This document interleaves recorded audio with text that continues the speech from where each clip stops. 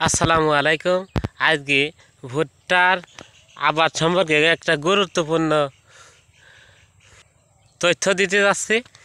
যে আমার এই কথাগুলো খেয়াল করলে, এই পদ্ধতিতে চাষ করলে অবশ্যই 60 মণ হারে ভুট্টো হবে। যে ভুট্টো ভালো হোক আর কম হোক, যদি ভুট্টোর বয়স যদি একটু বেশি থাকে, মানে অল্প দিনের ভুট্টো না হয়। ওই অল্প দিনের ভুট্টো যেহেতু 3 ফসলের ভুট্টো না হয়, 3 ফসলের ক্ষেত না হয়।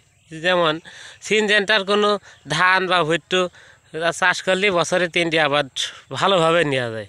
তো এমন কিছু না। যাই হোক, এই যে আমি তো চাষ করেছি, এখন কার্তিক মাসের আজকে 8 দিন, আজকে শুক্রবার, এখন বেলা 4টি বাজে। আমার এই জমিতে এই কেবলমাত্র মঙ্গলবারে চাষ করেছি, 5 তারিখে। এই চাষ করার প্রথম 2টো চাষ মারা হয়েছে, একেবারে গভীর করি চাষ মারিছি। বোঝা আছে যে প্রথমে চাষ মারি সব এই ঘোড়া গেলি সব পুঁতে দিয়েছিল, 5-এর চাকা পুঁতে দিয়েছিল। অথচ এই যে এই জমিটা এর আগেও চাষ করেছে, আর এই পরে এখনও চাষ করেছে, কিন্তু দেখা যাচ্ছে যে ওর 5-এর চাকা বোঝাই যাচ্ছে না। হ্যাঁ, এখানে একটা বিষয় যে জমি খুব ভালোভাবে চষি নিলি, চাষ শুকি চাষ চষি নিলি, একটা জিনিস হয় কি, এই যে সব এই ভুঁইটা একটু ভালো করে চষিছে, যার হ্যারো সে চষি নিকা, যার ভুঁই সে চষিছে। তো যাই হোক, এই হয় কি যে অতিরিক্ত যে জমিতে পিএইচ কম হয়ে যায় নরমে ভুঁই চষলি। এই মাটিটা খুঁড়লি দেখা যাবে, যে এই মাটিটা একটা কাদা উঠছে, এই যে কাদা উঠছে। আর এই যে আমার জমিতে আমি ভুঁই একবারে 2বার চাষ মারিছি, যেহেতু পাশে সব লাগিয়ে দেবে। এই যে আমি খেয়াল করে দেখছি, এই যে ভিতরে রস রস নিকো, একে ঝুরঝুরি মাটি, তলে যে মাটিটা, এই যে তলে যে মাটিটা, এই মাটিটাও একে গুঁড়ি হয়ে যাচ্ছে। হ্যাঁ, একেবারে ঠনঠেনি শুকনো বলা যায়, একে ঠনঠেনি শুকনো, এটি শক্ত, চাষ হয়নি কো।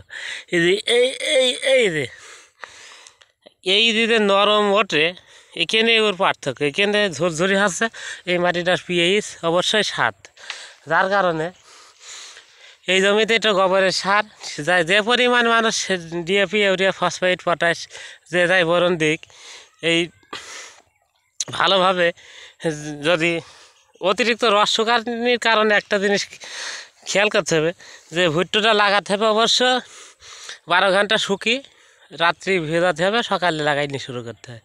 এইটুকুই। যদি একটু বেড়াইনি কম হয় তাহলে আবার সমস্যা।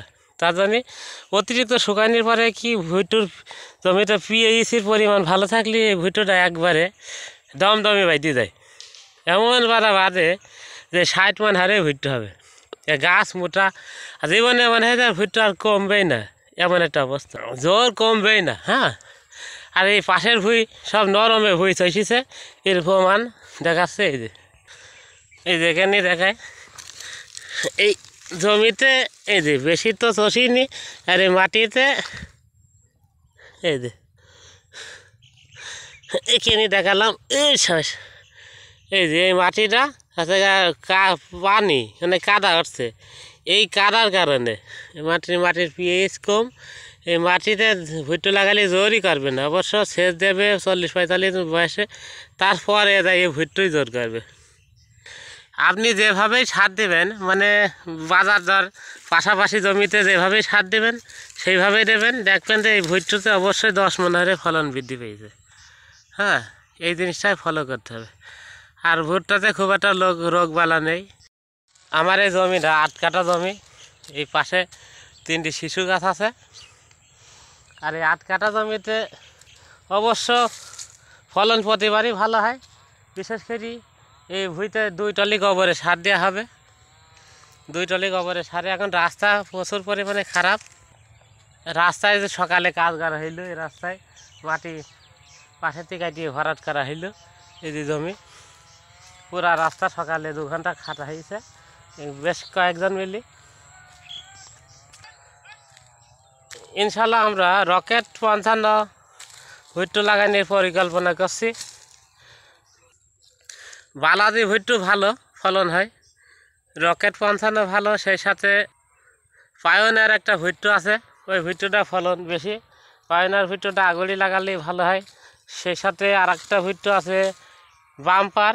সবচেয়ে তো আগে ভুট্টো লাগালি ঝড়ের আগে লাগালি, মানে ঝড়ের আগে যদি ওই ভুট্টোটা থাকে তবে ভালো ফলন হয়, 60 মণ হারে ফলন হয়। আর 60 মণ ফলনের ভুট্টো কাটা সবসময় আগে লাগাতে হয়, ঘন করে লাগাতে হয়। লাইন এক হাতের মধ্যে লাইনে 18 ইঞ্চি পর লাইন দিয়ে ভুট্টো লাগাতে হয় 9 ইঞ্চি পর।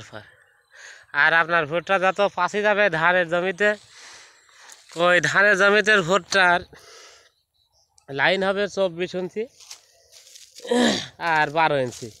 এই জমিতে ভুট্টা 30 মণ হারে ভুট্টা হয় ভালো হলে, আর কি একটু কমা হলে হয় আপনার 25 মণ।